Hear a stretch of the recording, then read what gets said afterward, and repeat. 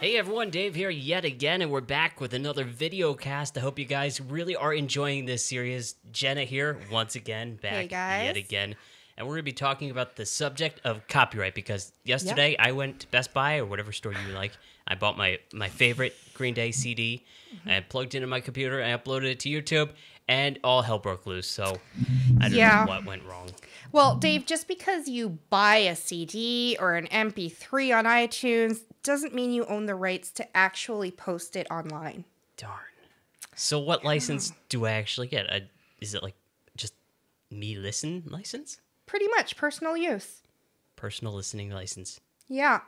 Basically, you can listen to it. You can listen to it with some friends, but I don't think you can even like play it at a public venue, especially if you're getting paid to like DJ or something. Yeah, that sounds like that's actually a good subject. Can I upload something if I don't monetize it? I hear this question a lot actually in our comments and things. If I upload a song that is technically copyrighted and I don't monetize it, am I good? No. Don't do it. Because what can happen is whoever does own the rights, they can still have your content taken down. It doesn't matter whether you're making money off it or not. You still don't have the rights to post it. The other thing they can do is they can put ads on your video whether you want them or not if their content is in it. That's where you get those third-party basic style content ID things. Yeah, that's one place they come from. You know, there's and the content ID system, it's actually been under a lot of scrutiny the past few weeks. It's been broken. Well, it is, after all, not run by a person. Some people are not aware. It's just an algorithm that goes through YouTube, and, you know, people upload videos and music into it. And so then the algorithm goes, well, this music is similar to this music. So then it puts a claim in. So what you're saying is YouTube can't run itself efficiently. Well, if I said that, YouTube might shut us down. They're doing fantastic. It's all good. It's all good. Yes, love YouTube. No, but really, I mean, how many of you guys have heard about the whole Windows thing a couple weeks back? Oh, yeah. I went out to clean my truck window yesterday. It was good. No, actually, what was happening is that videos that had the word Windows in the title were getting content ID claims from Microsoft. That's why they tried to steal my truck window. Yeah, I guess so. I guess so. But, I mean, clearly a lot of these videos had nothing to do with Microsoft. It was just a big screw up, really. So, Dave, what do we do when we get those frivolous claims? Well, there is an appeal process that you can go through. Usually get an email. If you skip the email, though, you can go to your upload section. There's a third-party claims section of your uploads under the Creator Studio that we all love and use now. And you can actually file an appeal. So if you have all the rights to use the music that you have uploaded and you feel it's a wrong claim, well, appeal it. Speaking of which, in doing my consultations this week, I actually ran across two separate people who were getting content ID claims for music that they had gotten that was royalty-free music. What? Yeah. And so they had the rights to use this music, and it was from, well, he's my favorite guy to get royalty-free music from. Do you know who we're talking about, Dave? Oh, it must be the most famous person that everybody goes to for royalty-free music. Yes, and he has written over 1,000 pieces of royalty-free music, and his website's also the premier source for printable graph paper on the internet. Ooh, in fact, that's what I use his website for all the time. I print graph paper at least once a week. You must be talking about Kevin MacLeod from Incompetech. I am, owner of Incompetech.com. Please welcome Kevin MacLeod. Oh, thank you. I appreciate it. The overwhelming applaud. Yeah, I will have that soundbite next week. No worries. Oh, so, Kevin, can you tell us a bit about what's been going on with the content ID in your music? Oh, boy, I wish I knew. I can tell you the symptoms, but I can't tell you the problem. Yeah, over the last 2 or 3 weeks, there's been a noticeable uptick in false positives with my music. A false positive being YouTube Content ID says, oh, hey, this is a piece of music that matches something in our catalog. And It's not supposed to match something in their catalog. The computer screws up somehow. I don't know if they just changed the threshold at which things are supposed to go. I don't know if they entered a whole bunch of new stuff into the catalog. I don't know what's going on. So yeah, there's your answer. I have no idea. Nobody knows what's going on at all, and there's probably no fix for it. No, it'll fix itself, right? Yeah, I don't think it's going to fix itself. Well, although, I mean, they have been doing a pretty good job of like tweaking it over the last couple of years. But if you do get one of those claims filed against your video, you need to do the counterclaim against it. You need to contest it. Because that's really probably one of the best ways that YouTube gets data that, hey, our stuff is screwing up. Yeah. So if I get a third-party claim and I'm using one of your songs, I shouldn't go and file a support ticket with you, Kevin? I just opened up a new channel to, well, so on my site, there's a brand new thing where you can go and you can fill in your video and what song is being claimed and by whom, and that all goes into a spreadsheet. And then I can go, after I get a bunch of them and I see that, oh, this piece of music is really a problem, as opposed to just a fluke because your dog happened to sound like, somebody else. Then I can go and contact the publishers and get them to deal with the problem. But yeah, no, please do come to my site. Please do fill out that form. You also have to go on YouTube and it sounds scary. All of the text that they put in, they don't want people to just say, oh yeah, I totally own this. This is cool. So, but please do file that contest. Yeah. Also, if you ever have any of your own original content, if you notice that it ever pops up on someone else's channel where someone's stealing your content, that's what you do is you got to file a copyright claim against them. For some reason, I think a lot of people make the whole copyright and content ID system the enemy, but it's really there to protect content creators. Yeah, for sure. I one time found somebody was stealing my stuff and posting it on their YouTube channel, and I just tried to go to their house, and they weren't too happy because I kept telling them to take it down. It was a really long trip. It was like a 5-hour drive, and they didn't really know what I was talking about either. I don't think that was the best way to handle it. No, that's kind of stalkerish and scary. How did you know where they lived? Best guess? Oh my goodness. This guy gives me so many headaches. No, guys, it's all online. It's easy to do. Just file the appeal process. Yeah. It saves gas. Yes. And one way to avoid actual legitimate copyright claims, of course, is to use royalty-free music, royalty-free sound effects. You're not creating it yourself, you need to make sure it's royalty-free. And actually, and I'm going to turn this over to Kevin and have him kind of define what royalty-free means, because we have all these fancy schmancy copyright terms, and I think a lot of people are confused about what they actually mean. Yeah, I'm among them. Yeah. So, what royalty-free music had traditionally been is music that's not registered under ASCAP BMI. It's music that you can, once you buy it, you can perform it in a public venue. You can use it in the background of your presentation, or you can use it in your videos. So that's all that royalty-free means, is nobody ever needs to get paid for it ever again. So when you actually say ASCAP BMI, can you give a little bit more explanation of what that is for somebody who has never heard of it before? Oh, sure. There's a couple, and they have all sorts of GEMA in Germany, and Italy's got their own, and the UK's got their own. So everyone has a copyright, what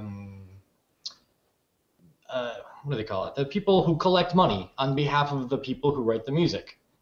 So let's say you're One Direction, which I hear is fantastic, and your music is getting played at a venue somewhere. Well, theoretically, you should be getting money every time that music is played at a venue. So there are people who go around collecting money. So if you hear One Direction in a grocery store, they're getting some sort of money for that public performance. And the ASCAP are the people who go and get the money for the artist for the public performances and usages. That sounds really confusing. Yeah. Oh, wow. I thought it was pretty clear. Okay. No. It's not where did I go wrong? It's not you, Kevin. It's the whole system. Oh, yeah. It's actually way more confusing than that. Well, then thank you for dumbing it down. But yeah, that's, the copyright, it's not just online, it's everywhere. And, I guess a lot of people don't realize that it is like every time you go into a store, if you're hearing music, that store they're supposed to be paying for the right to use that. It's crazy. Yeah. So what if they don't pay for the right to use that, actually? Because it's got to be easy to get away with things like where a store starts playing something or put it up on YouTube. Well, it's kind of... I can't say put it up on YouTube because their algorithm kind of finds things now automatically. Mm-hmm. But if I'm an owner of a store and I start playing a song, who's going to track me down and say, oh, you're not paying royalties on this? Yeah, those are the people. They I don't know how. Well, I'm guessing they have a list of here are all the stores, and then here's a list of all the stores that are paying us money. So then they just call all the stores that aren't paying them money and assume that they're playing music. That makes sense. Yeah, it does. It does. I'm guessing that's how they do it. It probably has something to do with that, especially the big national chains where they have contracts. So, is there a difference between royalty-free and Creative Commons? Yes. And I'm stumping him. Differences. Hard to define. It's like the difference between, the color blue and a duck. They're not real similar to start out with, but some ducks are blue. So what is Creative Commons? Creative Commons is a way to give up some of your copyright rights that are granted to you. Every time you put an idea in a fixed medium of expression, wow. All right, let me slow down. Anytime you record anything that you're doing, it's copyright you. Just by default. You don't have to register it with the copyright of anything. You can go into GarageBand and record a thing. You can turn on your microphone and record a thing. And any time that it becomes recorded and it's not just a thought in your head, now it's a copyrighted piece of material. Good to know. Definitely good to know. The problem is, what happens if I don't want all of the rights from that I'm given legally? What if I want to give some of those rights away? Well, now you have to go through a process. The Creative Commons is a great way to do it, where you give up some of those rights. Like you could give people the right to remix your work. You could give people the right to, use it in videos, things of that sort. Yeah. Okay. Whereas royalty-free is specifically to just, well, in my case, music that is not covered under the royalty-free or the professional rights organizations, the royalty-free the royalty collecting agencies. So, like, your music specifically is both royalty-free and Creative Commons. I have a blue duck, yes. So, and something that I've seen online quite a bit is that many people believe that if something's Creative Commons or royalty-free, that they can use it and that they don't have to say in their description where they got it from. That's possible. There is a Creative Commons license called CC0 where people can take things and there's nothing. They have to do nothing. Those are rare. Most of the Creative Commons content out there, I'm going to say way more than 90% is not using that license. You have to look at the license under which the Creative Commons is going to apply. And I think there's like 4 major ones. CC0 is the most liberal. It's pretty much public domain. No attribution is attribution is by attribution is the next one, where you can use it in a commercial, you can remix it, but you have to say where it came from. The next 2 are, one of them is non-commercial, so you can use it in all of your non-monetized media, and then the other one is share alike, which is weird.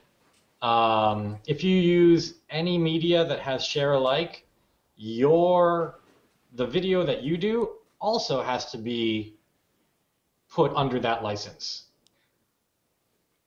Okay. So it's like an infectious like virus. If you use the share alike, your content that you created also has to be share alike. Okay. All right. I like that example. I love that example. Only Kevin would come up with an example like that. Yeah. But they are infectious. I think they're considered to be infected with a license. Why not? So actually, we do have some questions that we can go to here. Yeah. Our great staff team and employees and our intern. Thank you. He still hasn't brought us coffee. Still waiting for my order. I know. He's been gathering important things from the chat and the live stream. So if you guys have questions, comments, please leave them. And if it's something really important, we'll move it on up to staff here where we can read it on our phones. Scottish Geeks has a question for Kevin. When will you be releasing some EBM/industrial music? Probably not soon. I've got about 30 projects that I'm working on right now, and none of them are EDM. So you're busy. So that's going to last me at least 3 weeks. Busy. Another question from the 8th Hawk. What's the status of song parodies? I don't know. You'd probably have to talk to a song parody expert. I've never done them. So technically, a parody is fair use. The problem is, besides changing the lyrics, you can't, get a karaoke track and just do new lyrics off of it because the actual music track is still copyrighted. You have to redo the whole thing yourself. And there has to be enough difference that it's clearly in contrast and making fun of something the other song wasn't. So, and it's very subjective. So if you're wanting to do song parodies, go ahead and try, but do be aware that you have to be really careful about, especially the instrumentation. Definitely so. Another question popped up here. What about covering songs? Song covers are actually one of those interesting topics. I see a lot of people playing a guitar cover, drum cover. Some of them actually sort of revamp the song. Some of them take some of the backing tracks. Some of them just play over the original song. Is there any specifics on that, or is it just sort of fair use? It's not fair use. If we want to talk about content ID with song covers, that is a minefield. Whenever you're covering somebody else's song, you are likely to be hit with a lot of content matches. Yes. Don't think that's going to be smooth sailing if you put it up on YouTube. I've even covered things from people who've been dead for 300 years. And still there are problems because somebody owns a new arrangement, and it's like, oh, well, this piano sonata you recorded here sounds a lot like this other piano sonata. It's like, well, yeah, it's mostly the same notes. But, somebody made a simplified version, and they own the simplified version, and so it goes into Content ID, and then it gets matched. a nightmare. Stay away from covers on YouTube. Yeah, and something else that brings to mind is that like classical music, a lot of that's in public domain, right? So like Bach and Beethoven and Mozart. But if it was recorded recently, that performance is covered by copyright. So you can't pull out your CD of the London Philharmonic and put Beethoven's Fifth on your channel. That performance is copyrighted, even though the original music is no longer under copyright. Right. Yeah. You might be able to go to your local 6th grade band and do a recording. And, as long as you ask the conductor, can I post this? Then yeah, you'd be fine. Yes. It is still going to match the London Philharmonic though. Yeah. Yeah. And so it's problematic. And I hope they address that. I know they've been working on it, but they've been working on it for at least 18 months. And I haven't seen any improvement in their classical matching. Yeah. So if you see something claimed by Harry Fox, it wasn't claiming a recording, it was claiming a sheet music. More than likely. Probably. So, I mean, and that's why, even if you do find something under that CCO license, or it's something you wrote yourself or had a friend write, it's always a good idea to put some sort of attribution in your description. If you wrote it yourself, then put copyright me, put your name in there.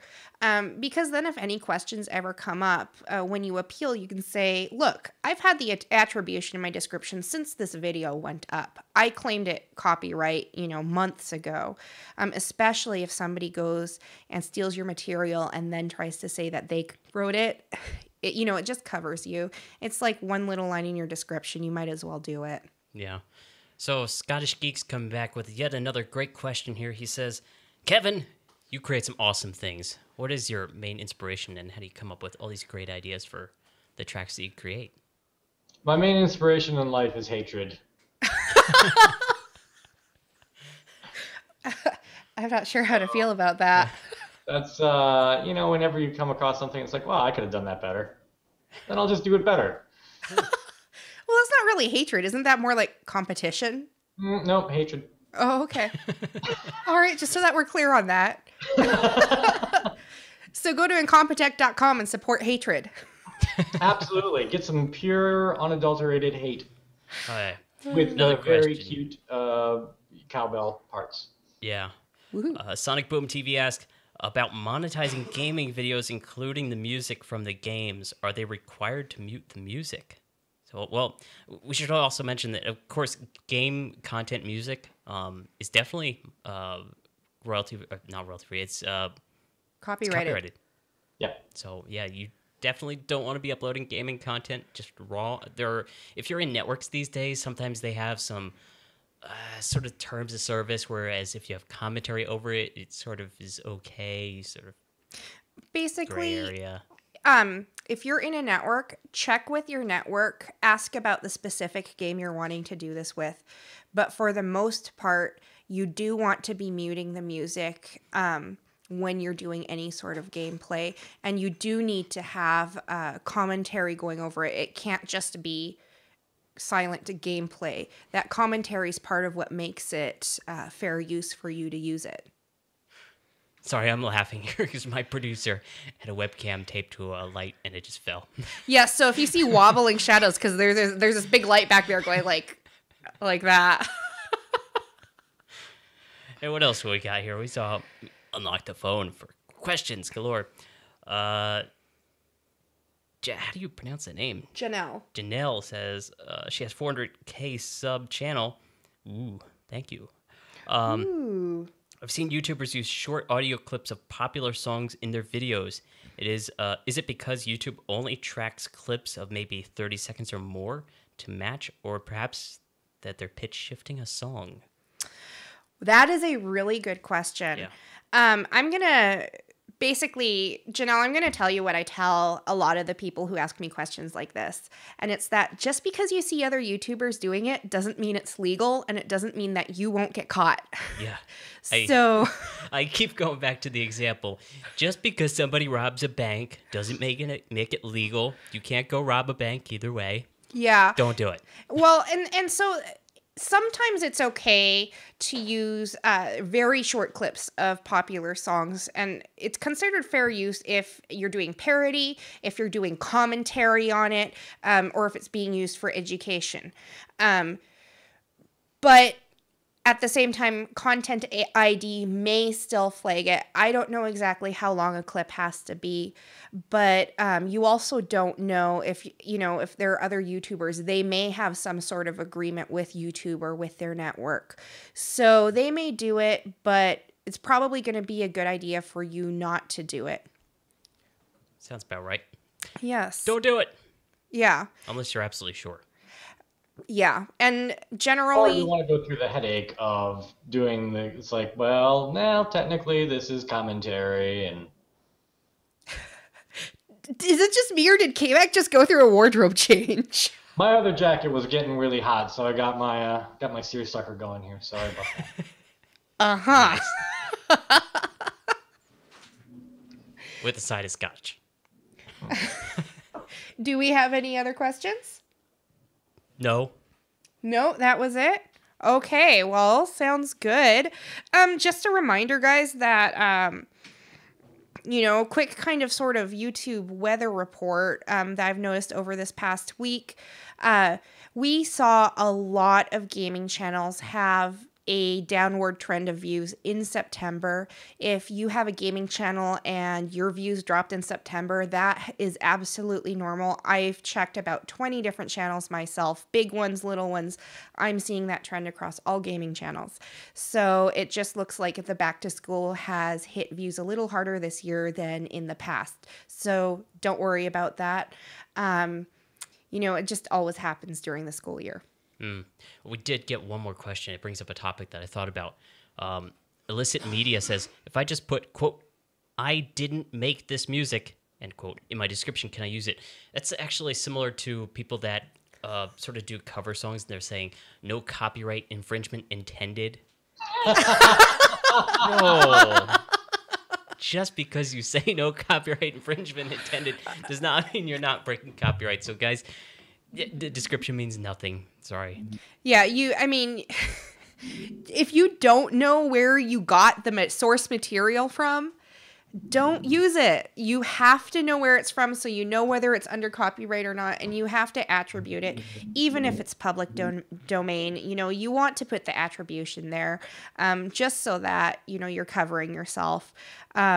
This really isn't something to mess around with. I know on YouTube, everybody just seems to be scared of getting videos not monetized or taken down or getting their channel canceled. But the truth is there are actual, real life legal consequences for breaking copyright. And if you do it enough, you never know who's going to come after you. So do please take this very seriously. Sounds good. We're going to wrap up this show because we're coming near that 30-minute mark that we all love.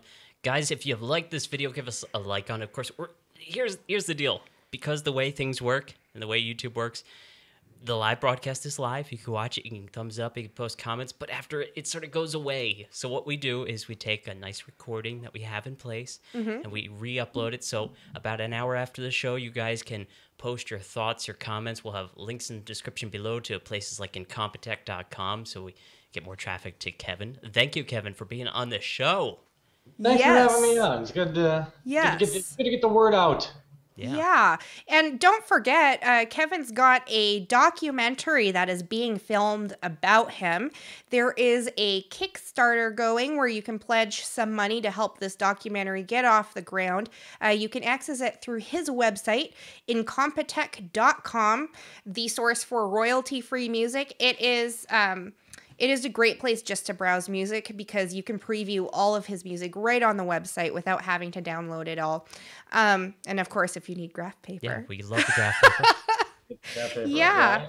And also, guys, don't forget that if you're interested in being on our live show, you have ideas for future topics, or you have any questions, please contact us. You can do that. There will be a link in the description.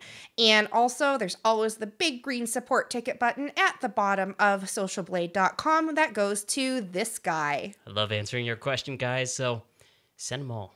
Yes. Thank you so much for joining us, and we'll see you next time. Thanks for watching.